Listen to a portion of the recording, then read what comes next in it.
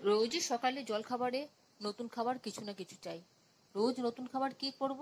আর নতুন খাবার শুধু করলে তো হবে না, সেটা যেন হেলদি হয় সেদিকেও নজর রাখতে হবে। আজকে আমি তাই ভাবলাম মশলাদার ছাতুর পরোটা করব।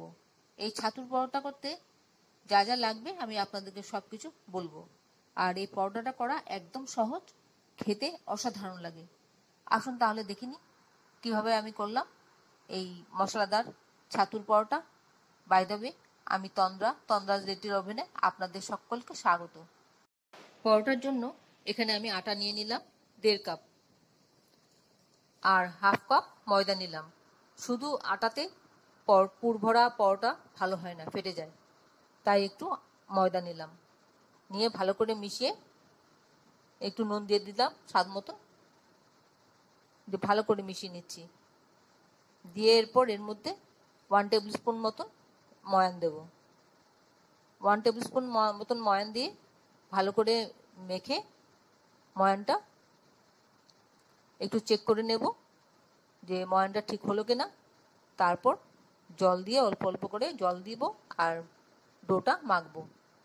এই মুহূর্তে আপনারা কে কোথা থেকে, কোন শহর থেকে আমার এই রেসিপিটা দেখছেন, প্লিজ একটু কমেন্ট বক্সে কমেন্ট করবেন, আমার তাহলে খুব ভালো লাগবে।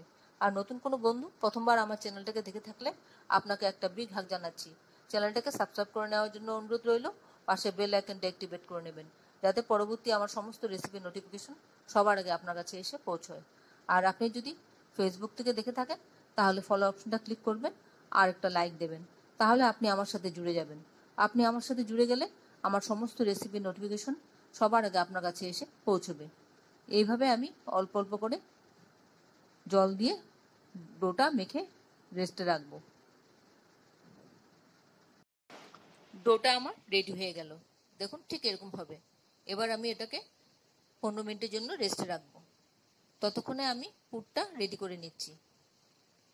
এখানে একটা বাটি নিলাম, তার মধ্যে আমি ছাতুটা দিয়ে দিচ্ছি। এখানে আমি 3 টেবিল স্পুন ছাতু নিচ্ছি,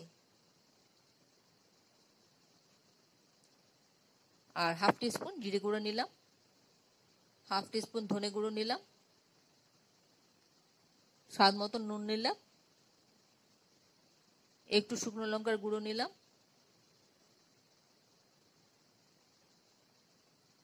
আর লেবুর আচারের মশলাটা নিলাম, আদা বাটা নিলাম, আর একটু সর্ষের তেল দিয়ে দিচ্ছি।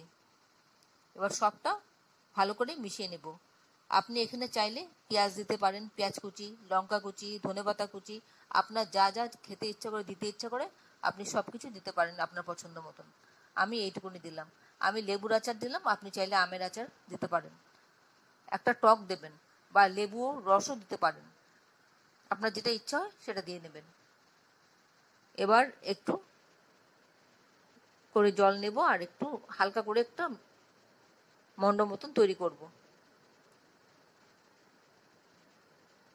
যাতে পুরটা তুলতে আমার সুবিধা হয়।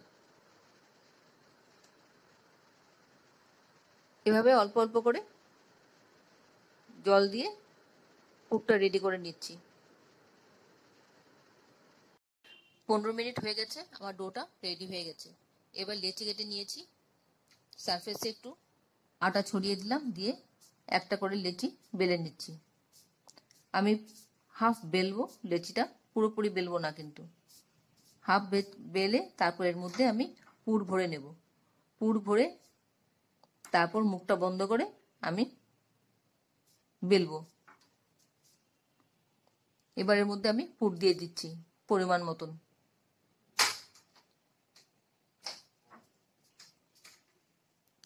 পরিমাণ মতন পুর দিয়ে আমি মুখটা বন্ধ করে নিচ্ছি।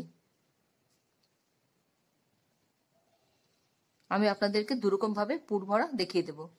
এটা একরকম দেখালাম বেলে, আবার একটা না বেলে দেখাবো। এইভাবে পুরটা ভরে দিয়ে আমি পুরটাকে চারিদিকে ছড়িয়ে দেব হাত দিয়ে চেপে চেপে। যতটা সম্ভব হাত দিয়ে এইভাবে আমি চেপে চেপে ছড়িয়ে নেব। তারপর শেষে হালকা করে একটু বেলে ছড়িয়ে নেব।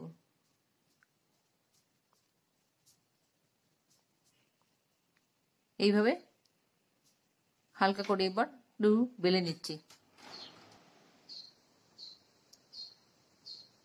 এবার আমার পরোটাটা রেডি হয়ে গেল। এবার ভাজবো।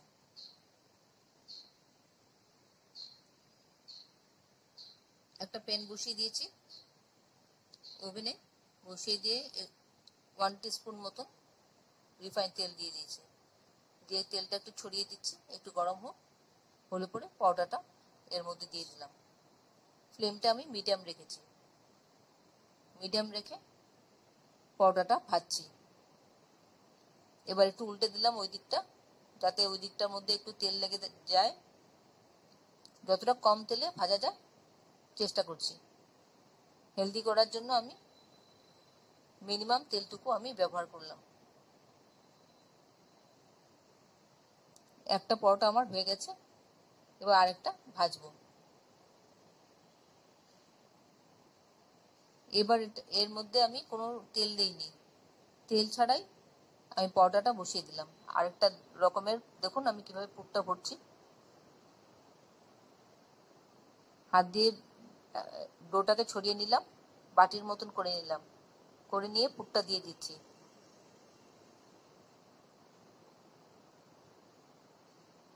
ভালো করে সেট করে নিচ্ছি, নিয়ে মুখটাও ধীরে ধীরে চারদিক থেকে বন্ধ করে দেব।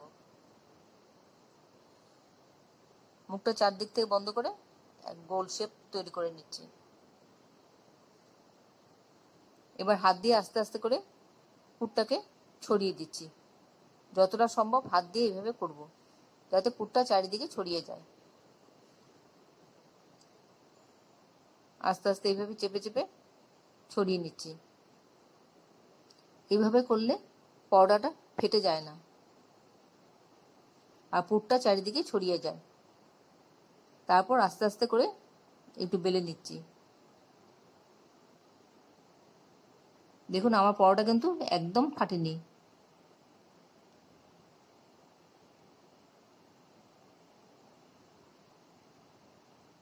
এইভাবে করবেন, আপনাদের তো এরকম হবে, ফাটবে না।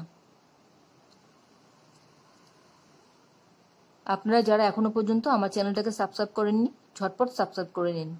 আপনাদেরকে আমাদের মাঝে দেখতে পেলে আমাদের খুব ভালো লাগবে।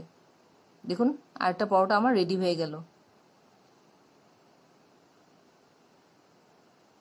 এবার উপর থেকে প্রথমে শুকনো দিয়েছিলাম, তারপর এবার উপর থেকে একটু তেল দিয়ে দিলাম ছড়িয়ে, তারপর উল্টিয়ে দিচ্ছি দুটো সাইড। দেখুন এবার এই সাইডটাতে কোনো তেল নেই, এই সাইডটাতে আবার অল্প করে তেল দিয়ে দেব, যাতে সবটার মধ্যে ছড়িয়ে যায়। ছড়িয়ে দেব।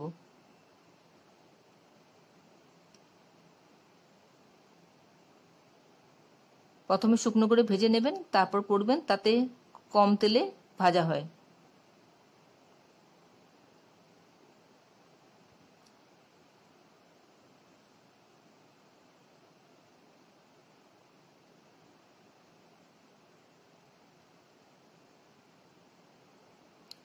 এবার আমার দুটো হয়ে গেল, আরেকটা দিয়ে দিলাম। এইভাবে আমি সবগুলি ভেজে নিচ্ছি।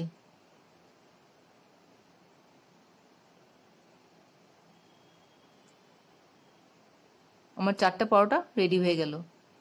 এর সাথে আমি মেয়োনিজ দিয়ে খাওয়ার জন্য দেব, আর দেব চা। আপনি চাইলে সবজিও দিতে পারেন। আর এই পরোটাটা খাওয়ার জন্য কোনো কিছু দরকার হয় না, এমনিতেই খেতে ভালো লাগে। আশা করি আপনাদের ভালো লেগেছে। যদি ভালো লেগে থাকে তাহলে একটা লাইক দেবেন আর বন্ধুদের সাথে অনেক অনেক শেয়ার করবেন। এতক্ষণ ধৈর্য ধরে আমার এই রেসিপিটা দেখার জন্য আপনাদেরকে অসংখ্য অসংখ্য ধন্যবাদ। আপনারা সকলে ভালো থাকবেন, সুস্থ থাকবেন, ঈশ্বরের কাছে কামনা করি। আর এই ধরনের নতুন নতুন রেসিপি দেখতে আমার চ্যানেলটাকে সাবস্ক্রাইব করে নেবেন।